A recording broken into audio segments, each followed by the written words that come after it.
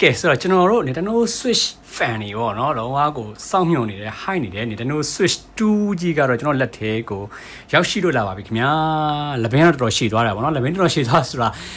Nintendo ကဒီတစ်ခါဘာအကွက်ချိုးလဲမသိကျွန်တော်တို့ဒီအရှေ့တောင်အာရှနိုင်ငံတွေကိုသူတို့ကဒီ6လပိုင်း26ရက်နေ့မှာစရောင်းမှာဆိုတော့ပေါ့နော်ကျွန်တော်တို့မြန်မာနိုင်ငံကိုဒီတရက်ဝင်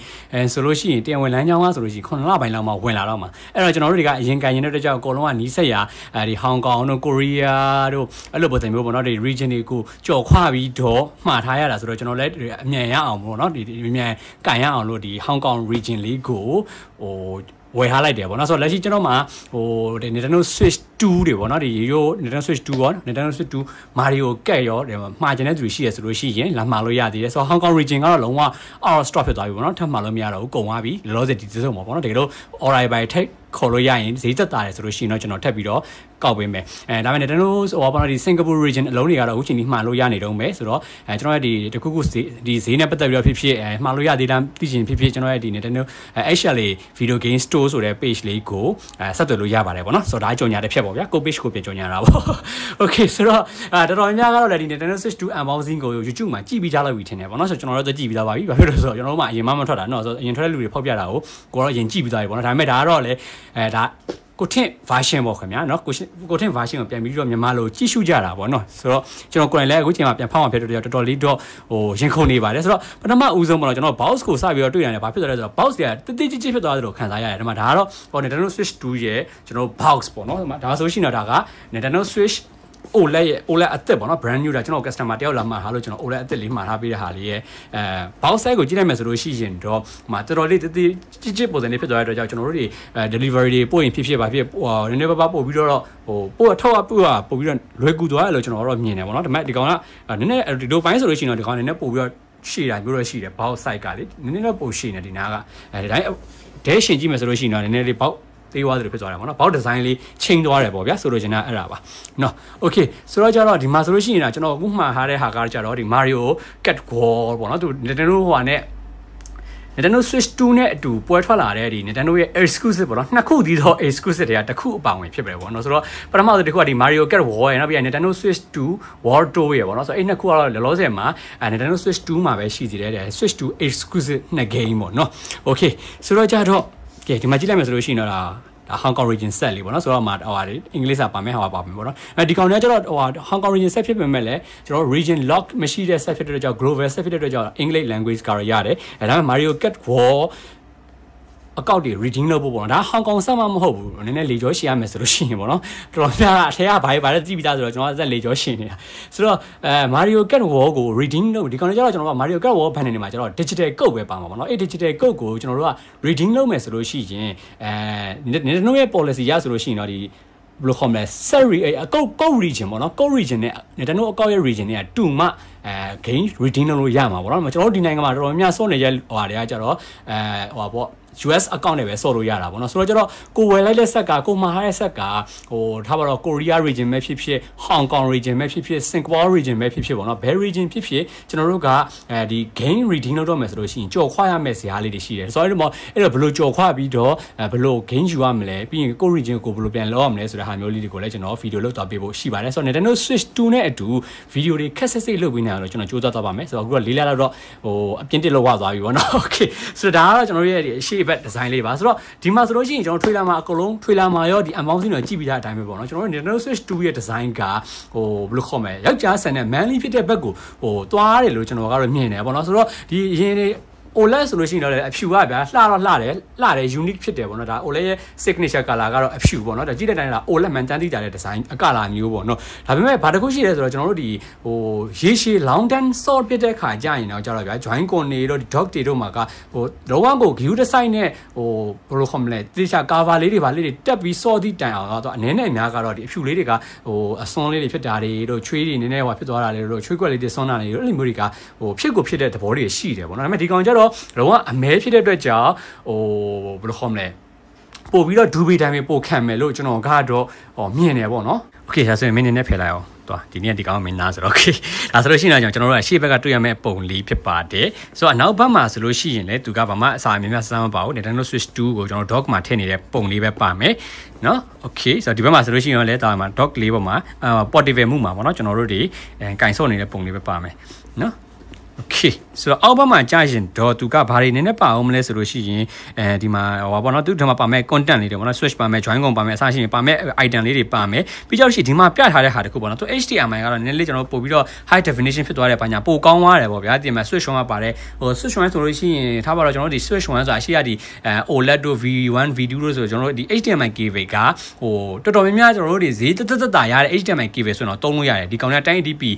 ရတဲ့ HDMI cable ဘယ် cable မဆိုရတယ်ပေါ့နော်ဆိုတော့ဒီကောင်မှာဆိုလို့ရှိရင်တော့ကျွန်တော် HDMI cable ကကျွန်တော်တို့တပ်ပါတီသုံးမယ်ဆိုရင်တော့နည်းနည်း quality ပိုကောင်းတဲ့ကောင်တွေပဲရတော့မယ်ပေါ့နော်ဆိုတော့အဲ့လိုမျိုးဆိုလို့တကယ်ဖြစ်ပါပါတယ်ဆိုတော့ဒီမှာကျတော့တခုဆိုတာတခုကဘာလဲဆိုတော့ဒီ micro SD မှာပေါ့နော် micro SD မှာကျွန်တော်တို့အရင်ကတော့ switch 1နေမှာသုံးခဲ့တဲ့ SD ကတ်တွေကဒီပေါ်မှာပြန်သုံးလို့မရတော့ပါဘူးဆိုတော့ကျွန်တော်သူ့မှာသူ့သက်တီးတန့်အထုတ်ထားတဲ့ဒီ micro SD EX လို့ပါတယ် express ပေါ့နော် express SD ကတ်တွေကိုပဲသုံးလို့ရပါတော့မယ်ဆိုတော့ဒီမှာတော့သတင်းဆိုတခုကဘာလဲဆိုတော့ express ကတ်တွေကဈေးတော်တော်ကိုကြီးပါတယ်ဆိုတော့အခုမှအသစ်စားထွက်နေစားဖြစ်တဲ့အတွက်ကြောင့်တော့ဈေးကတော်တော်လေးကိုမြောက်နေသေးရပေါ့နော်နောက်ပိုင်းကျရင်တော့ဈေးနည်းနည်းပြန်ငြိမ်သွားမယ်ဈေးကျသွားမယ်လို့ brand အစုံထွက်သွားရင်ပေါ့နော်အခုလည်းရှာကြည့်တဲ့လောက်ကဒီ express SD ကတ်တွေကိုထုတ်ပေးတဲ့ brand ကလည်းတိတ်များများဆဆမရှိသေးဘူးဆိုတော့ကျတော့ဈေးကွက်မှာအရန်ကြီးဈေးမကျလောက်သေးဘူးပေါ့နော်နောက်ပိုင်းထားပါတော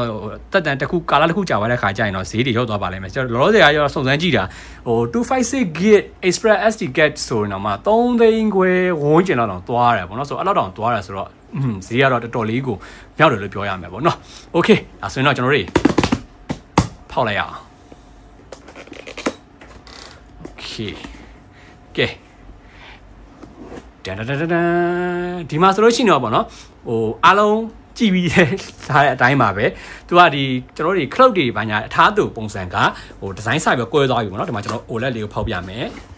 ဆိုတော့ဒီမှာပေါ့နော် OLED ဆိုလို့ရှိရင်ဒီမျိုးဒီဇိုင်းထားတယ်ဒါပေမဲ့ဒီမှာကကြတော့ tablet ကဒီဘက်မှာထားတယ်မှာအဆောင်လေးနဲ့ join ကုန်လေးထားတယ်ပြီးကြောက်ချီကျွန်တော်တို့ story ကိုနည်းနည်း trade ချင်တာဖြစ်ဖို့များတယ်ဘာဖြစ်လို့လဲဆိုတော့ဒီအောက်မှာဆိုလို့ရှိရင်လည်းကျွန်တော်တို့ channel ဒီ game cat ကုတ်တွေတို့ဘာညာတို့တွေပေါ့နော်ဒီမှာကုတ်တွေတို့ပြီးတော့ဒီမှာ HDMI cable တို့ strap တွေတို့ဒါဒီအောက်မှာထားလိုက်တယ်ပြီးတော့ကြာမှာဒီအောက်ထဲမှာကြာတော့မှာပဲကျွန်တော် dock နဲ့ adapter နဲ့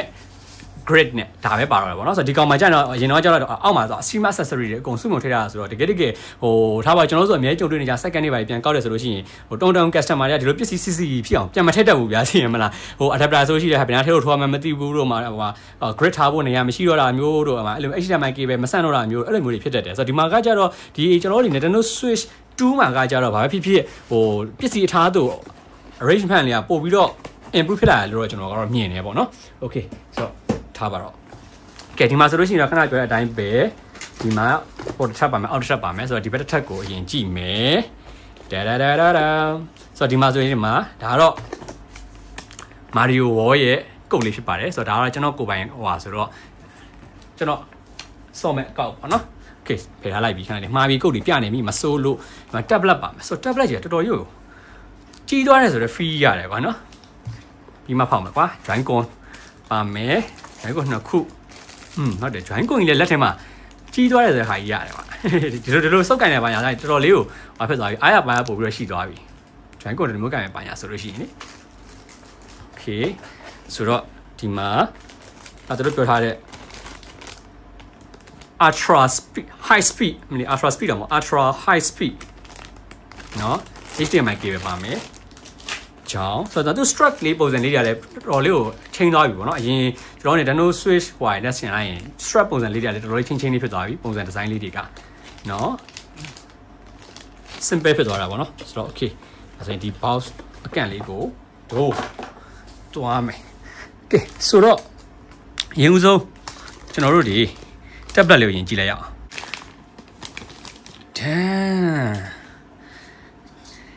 ်ဟုတ်တယ် tablet ကလက်ထင်တော်တော်ကြီးကိုကြီးသွားတဲ့ခံစားရတယ်ဒီမှာကျွန်တော်ပြမယ်ဒါတော့ကျွန်တော်ရဲ့လက်ရှိ daily driver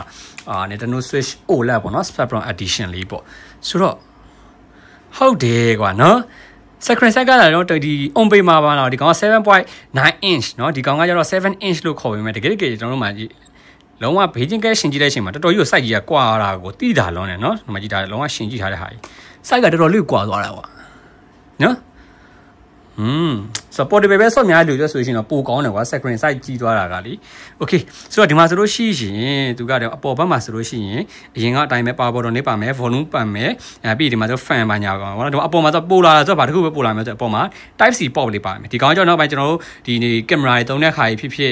စရှိပြီပေါ့နော်အပေါ်ကနေပဲဒီ laptop မှုထားပြီးတော့အပေါ်ကနေကြိုးထိုးမယ်ဆိုလို့ရှိရင်လည်းဒါတော်တော်လေးကိုအဆင်ပြေသွားတယ်အရင်တော့ဒီ OLED တွေပါတော့ဆိုလို့ရှိရင်ဗျာကွာ table top မှု soft ပဲဆိုလို့ရှိရင်ဒီမှာဒီလို table top မှုထားလိုက်တယ်ဆိုလို့ရှိရင်ဟိုအားသွင်းဖို့အဆင်မလွယ်တော့ဘူးလीเนาะအဆင်မပြေတော့ဘူးဒါပေမဲ့ဒီကောင်မှကျတော့ပို့ပြီးတော့အဆင်ပြေသွားပြီအပေါ်မှာတစ်ပေါက်ပါတော့ကြောင်းမှာပြီးဒီမှာ 3.5mm jack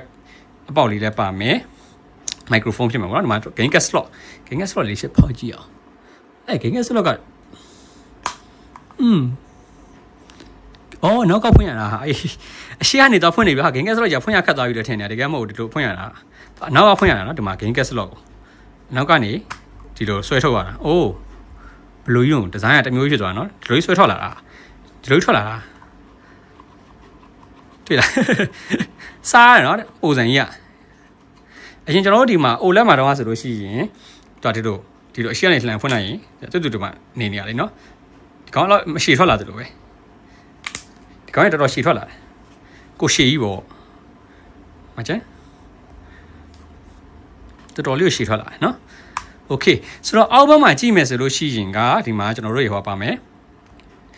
ဒီမှာ speaker တော့ဒီမှာပေါ့နော်ဒီမှာ speaker တွေပါမယ်နှစ်ပေါက်ပြီးကြလို့ရှိဒီမှာဟောပေါ့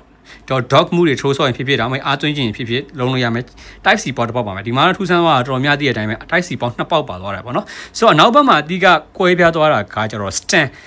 ကလေဒီနေရာမှာဟိုရှားလို့တော့သတိထားမိလားမသိဘူးကျွန်တော်စိတ်ထဲမှာကတော့ဒီ stand ရေကိုကျွန်တော်ကတော့ဟို downgrade ဖြစ်သွားတယ်လို့မြင်တယ် upgrade ဖြစ်တာမဟုတ်ဘူးထားပါတော့ဥပမာကျွန်တော်တို့မှာဟို OLED ဆိုလို့ရှိရင်ဗျာဒီမှာ OLED ဆိုရင်ကျွန်တော် stand ပေါ့နော် stand ကိုဘယ်လိုဖွင့်ဒီဘက်ကဖွင့်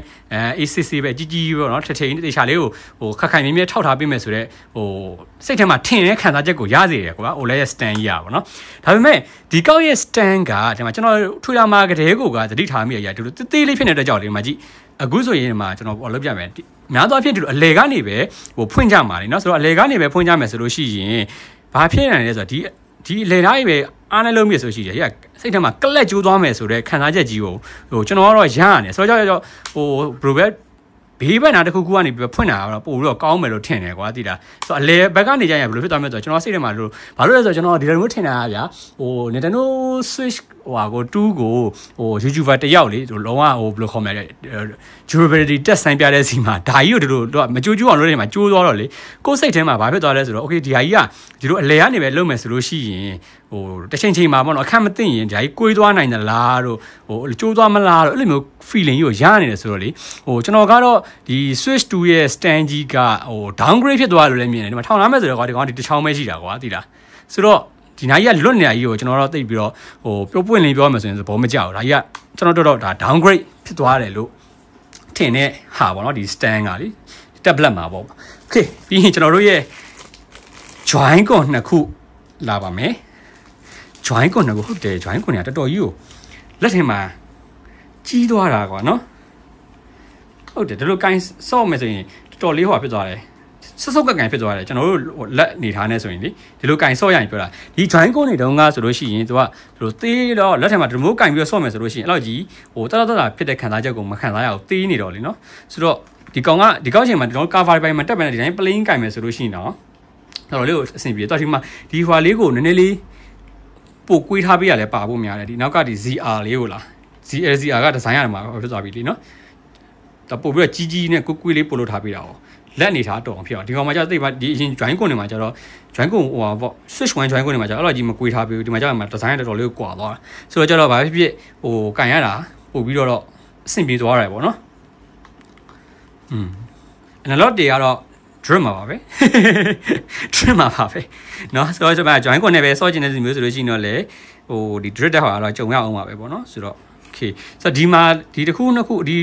SR ကျွန်တော်တို့ဒီမျိုးတစ်ခါမှသိမဆော့ဖြစ်ပါအောင်เนาะဒါပေမဲ့ဟိုကိုက multiplayer ကွာဆော့ကျင်တယ်ကိုမှဒီ join ကိုမရှိရဆိုလိုမျိုးဆိုလို့ရှိရင်တော့ဒီမှာအခုချိန်မှာကြီးသွားတာခလုတ်တွေပါလေပိုကြီးသွားတာကပို့ပြီးတော့ဟိုအတုံးတက်မယ်လို့ကျွန်တော်ကတော့မြင်တယ်ပေါ့เนาะ okay ဆိုတော့ဒါကတော့ join ကိုအတစ်ကလေးတွေပါဆိုတော့ကျွန်တော်ဆက်မှာတက်ကြည့်လိုက်ရအောင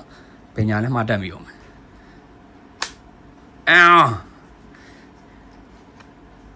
ဒါကျွန်တော်တို့အနေနဲ့Nintendo Switch 2ရဲ့ signature အတန်ပေါ့နော်ကတက်တန်လိုက်ပြီးခဲ့တဲ့အတန်အေးဥစားမှာလေကျွန်တော်စမ်းကြည့်ချင်တာတကူရှိတယ်အဲ့ဒီ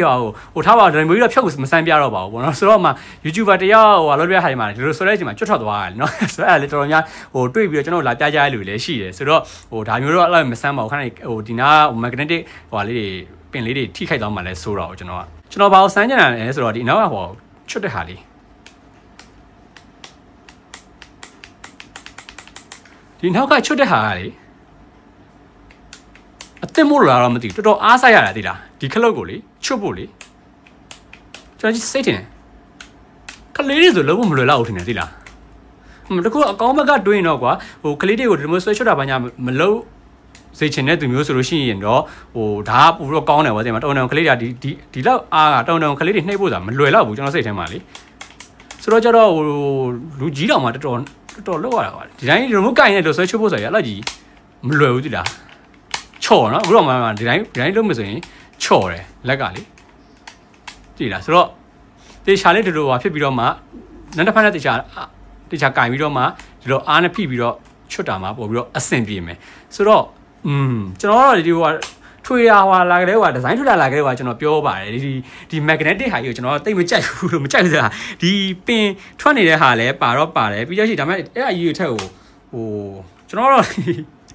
magnetic နဲ့ဟိုအသားမကျသေးဘူးဒီ Lenovo Legion Go လဲမကင်ခဲ့ဘူးဆိုတော့လीเนาะဆိုတော့ခင်ဗျားတို့ရောဒီဥစ္စာကိုဘယ်လိုမြင်လဲအခုချိန်မှာဟို Switch 2လက်ထဲမှာရှိနေပြီဆိုလို့ရှိရင်ဒါလေးကိုနည်းနည်းလေးဟိုပြတ်သွားပြီပေါ့နော်ဒါကတော့ကျွန်တော်ကတော့ဟိုဒါကြီးကတော်တော်လေးကိုအားစိုက်ပြီးတော့ချွတ်ရတယ်လို့တော့မြင်တယ်မာတယ်ပေါ့နော်နှိပ်ရတာလေဆိုတော့အဲ့လိုအပိုင်းလေးတွေရှိတယ်နော်ဆိုတော့ join ကိုဖြုတ်တက်ကြီးကအသားမကျသေးဘူးဒီကအစ်စ်လည်းဖြုတ်တာဒါတော့ကျွန်တော်ညာဘက်နော်ဘယ်ဘက်ဆိုရင်ပို့ပြီးတော့ဟုတ်တယ်ဘယ်ဘက်ဆိုကျွန်တော်တို့ပို့ခက်တယ်လားကျွန်တော်ညာတန်ဆိုတော့လေဘယ်ဘက်ကိုချွတ်ဖို့ဆိုရင်တော်တော်လေးကိုမလွယ်ဘူးနော်ဆိုတော့ဒါပါ okay ဆိုတော့ဒီမှာ strap လေးနှစ်ခုကိုချွတ်ကြည့်မယ်လောဆယ် switch 2မှာအခုဒီဖောက်တော့ဆိုလို့ရှိရင်တော့မကြိုက်တာကနှစ်ခုပေါ့နော်နှစ်ခုဆိုတဲ့နေရာမှာဟိုပါပေါ့ဒါဘယ်လိုတက်ရလဲဒီလိုလားဒီ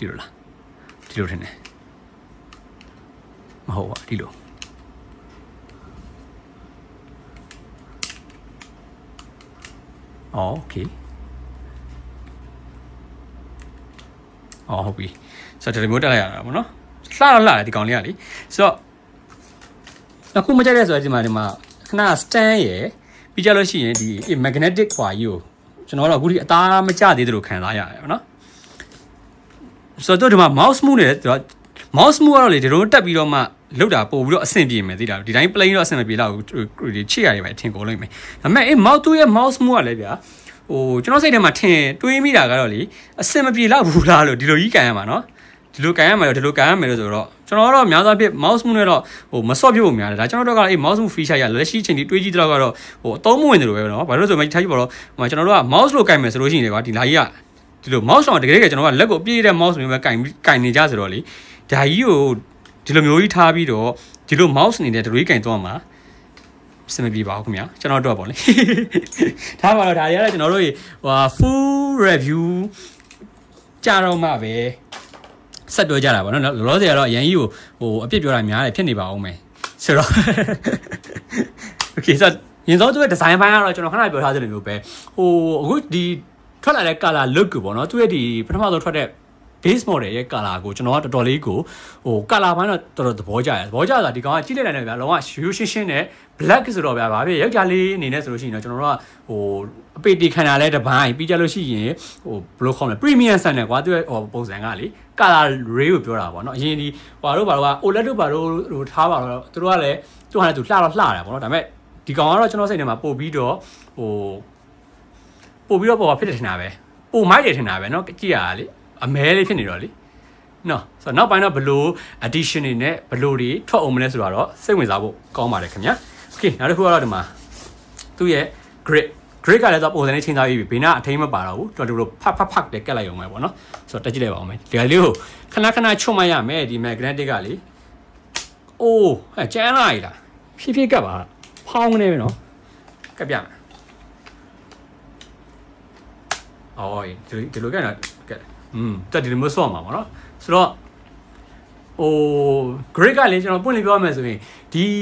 Nintendo Switch 1 တုန်းကကျွန်တော် join ကိုနဲ့ Greg နဲ့တွဲဆော့မိတယ်ဆိုတာကျွန်တော်ဆက်စားဝယ်စားတလားနှစ်လောက်တော့ပဲဆော့ပြတာအဲ့ဒါပြီးနောက်ပိုင်းဒီလိုမျိုး grid မှာတက်ပြီးဆော့တဲ့အကြည့်ကိုမရှိတော့ဘူးဆိုတော့သူရဲ့ grid design ရဗျာသိလားမရှိတော့ပုံစံမျိုးကြီး design ကလွဲနေတာဒါပေမဲ့အခုချိန်ထိတော့လည်းလွဲနေတော့ပဲဆိုတော့ကျတော့ကိုမှဒီ controller ပိုင်းမွေရသေးခင်မှာတော့ကွာဒါနဲ့ပဲကြိတ်မိပြီးတော့ပဲ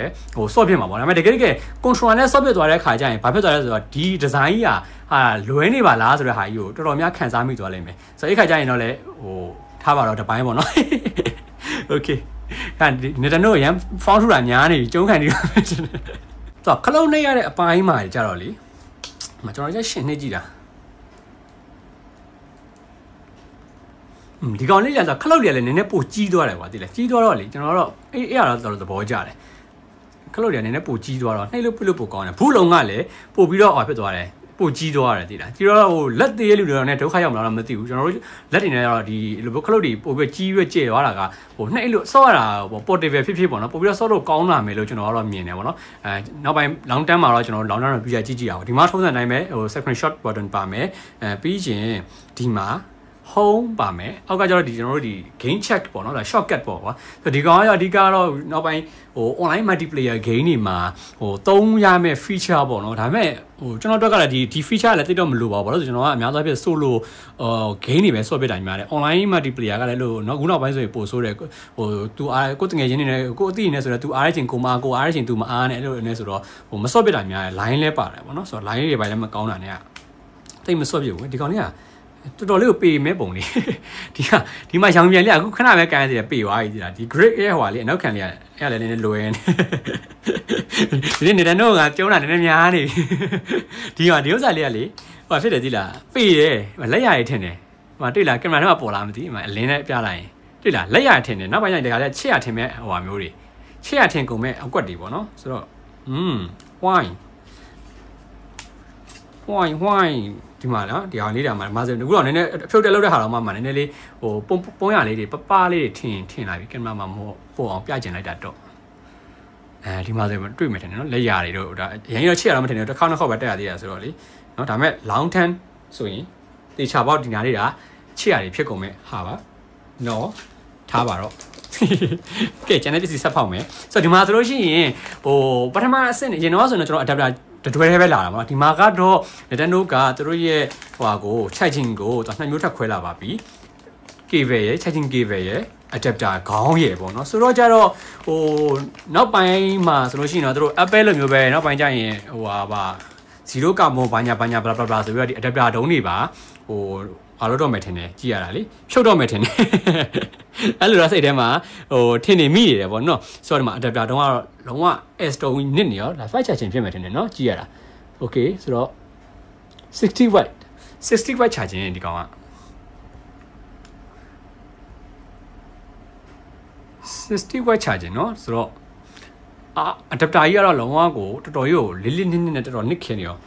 ဟုတ်တယ် adapter တော်တော်လေးကို weight ရှိတယ်ကွာเนาะနောက်ပိုင်းကျရင်တော့ adapter လေးပါခြင်းမပါတော့မှာပါအခုတော့ပါတော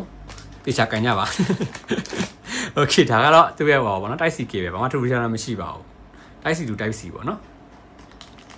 ကဲနောက်ဆုံးတစ်ခုကြံတာကတော့ dog ဗီဒီယိုတော့တော်တော်ရှင်းနေပြီထင်တယ်နော်ဒါပေမဲ့ထားပါတော့ဗီဒီယိုမလုပ်တာကျွန်တော်ကြာပြီဆိုတော့ကြည့်ကြ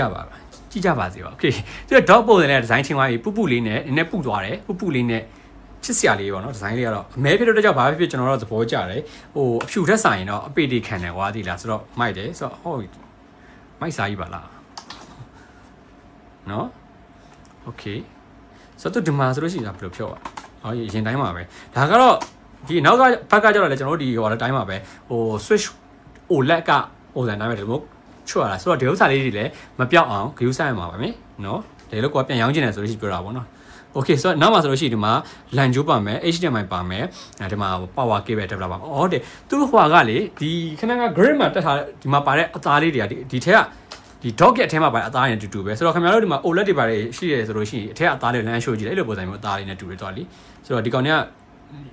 လက်ရထင်တာတို့ဘာညာတို့လိုမျိုးဖြစ်တယ်ပေါ့နော်ဆိုတော့ okay ဆိုတော့ဒီမှာဆိုလို့ရှိရင်ဒီမှာတော့ဟွာပဲအရင်တိုင်းမှာပဲ USB ကြိုးနှစ်ကြိုးပါမယ်နော်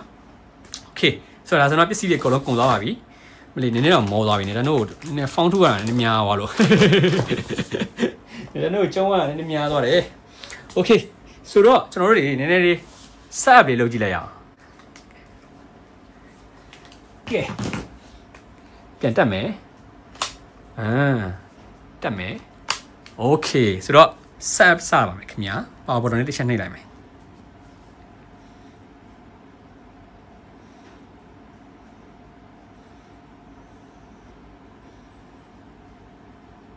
Nintendo Switch 2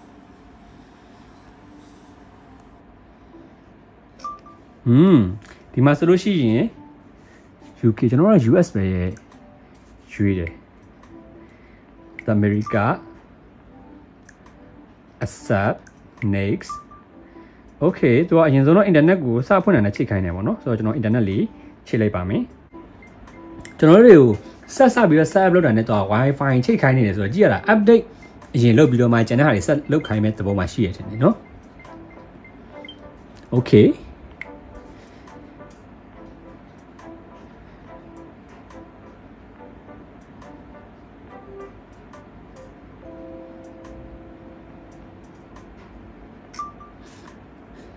download ဟုတ်တယ် system update ကျွန်တော်တို့ဘာမှပေးမဖွင့်သေးပဲနဲ့တော့ system update ကိုအရင်လုပ်ကိုလုံးမရမယ်ပေါ့နော်သူ့ပုံစံက okay ဆိုတော့အချိန်ကတော့ update download ဆွဲနေပြီတဲ့ကျွန်တော်ကဘာရွေးအောင်ကျွန်တော်က plug 7ပဲရွေးမှရမယ် Bangkok ပေါ့နော်အနည်းဆက်ဆုံးပေါ့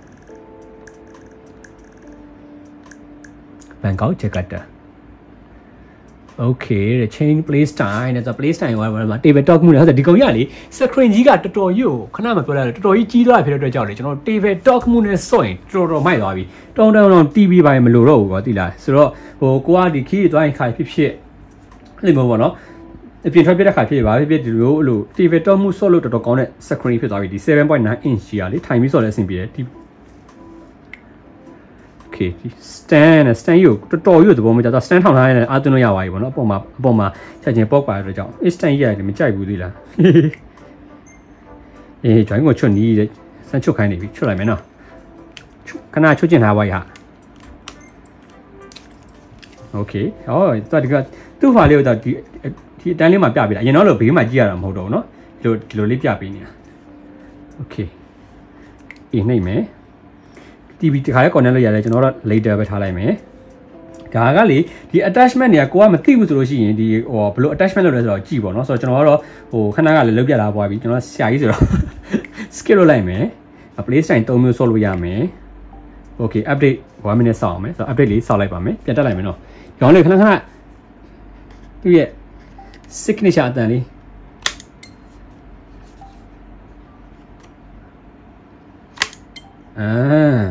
good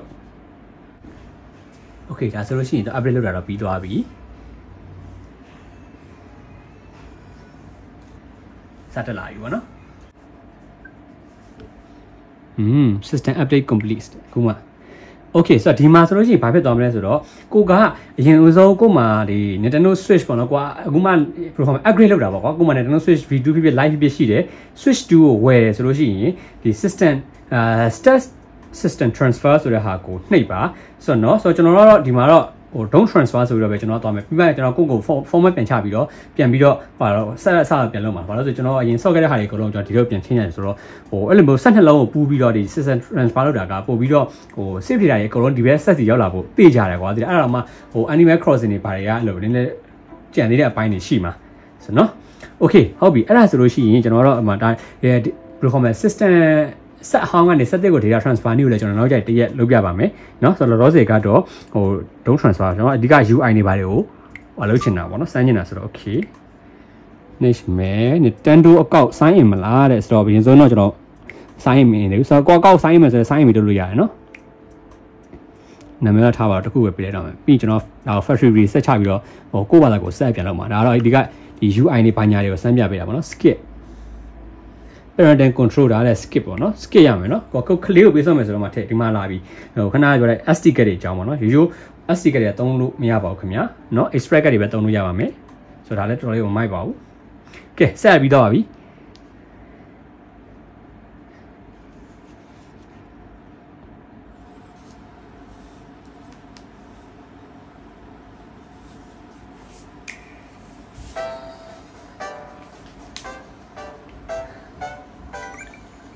ချစ်စရာလေးအတန်လေးရ သူ့ UI လေးကတော့ချစ်ဖို့ကောင်းသွားပြီပေါ့နော်။ကျွန်တော်လုပ်လိုက်အောင်မယ်။ Okay ဆိုတော့ဒါကျွန်တော်တို့ရဲ့ 1080p LCD screen ရဲ့ display ဖြစ်ပါတယ်။သူ့ UI ကတော့ချိန်သွားပြီပေါ့နော်။ဒီမှာအဓိကကြီးကြီးမားမား improve ဖြစ်သွားတာဆိုလို့ရှိရင်ဒီ design ဒီအောက်ကပုံစံလေးတွေချိန်သွားတယ်။ပြီးတော့ရှိရင်ကျွန်တော်တို့တော်တော်လေးသဘောကျမဲ့တစ်ချက်ကပါလဲဆိုရင် e-shop ဝင်တဲ့အခါကျရင်တော့ဒါတော့ကျွန်တော်အတိတယောက်ရဲ့ set ကိုကျွန်တော်အပြီးစီးလုပ်ပေးနေတာပေါ့နော်။ဆိုတော့သူ့မှာစမ်းကြမယ် e-shop ဝင်တဲ့အခါကျရင်လုံးဝ e-shop မှာအရင်တော့လိုမျိုးကြီးတွေလေးခါနေရတဲ့ဘာညာတွေမရှိတော့ဘဲနဲ့ e-shop ကတော်တော်လေးကို export လုပ်ကောင်းသွားပြီဒီမှာဆိုလို့ရှိရင်မှာကြည့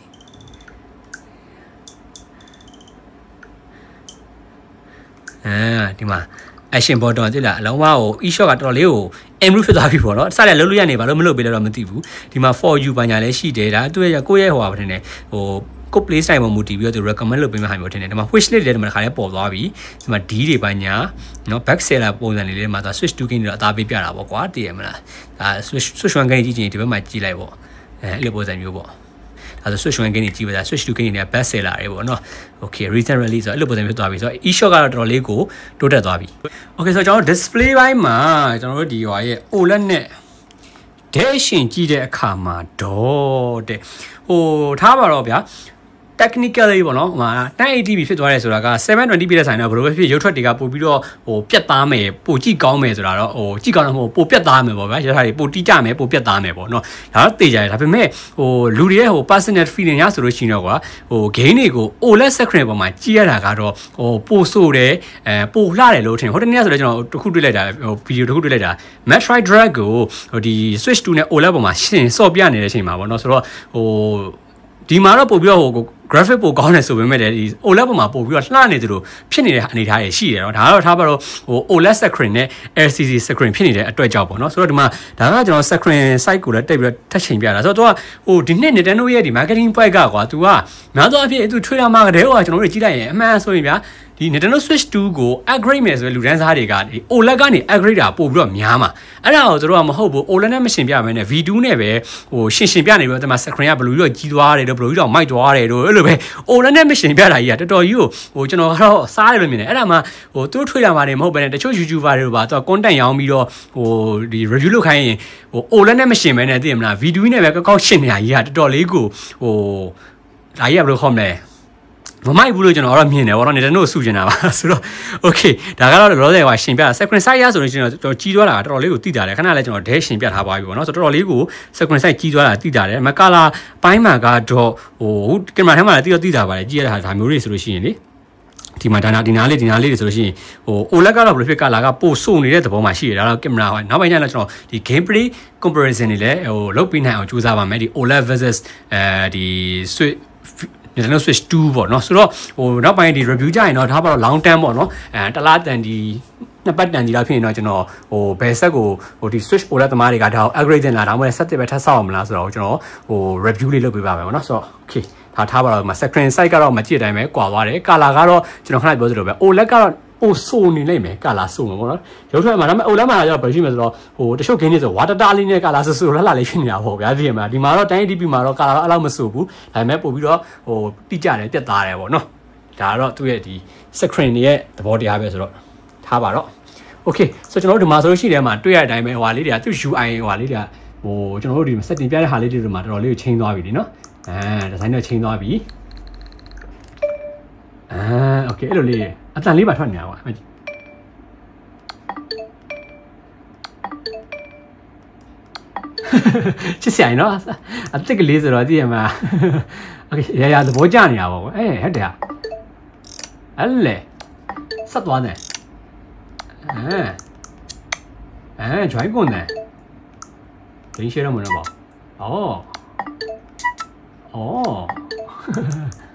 ဂိမ်းချက်ကိုနေပါပေါ်လဲနှိပ်ကြည့်ချင်လိုက်တာဘယ်သူကသုံးမှလဲဆိုတော့ပေါ်လာနော်ဂိမ်းချက်ကိုနေလိုက်ထားပါတော့မသုံး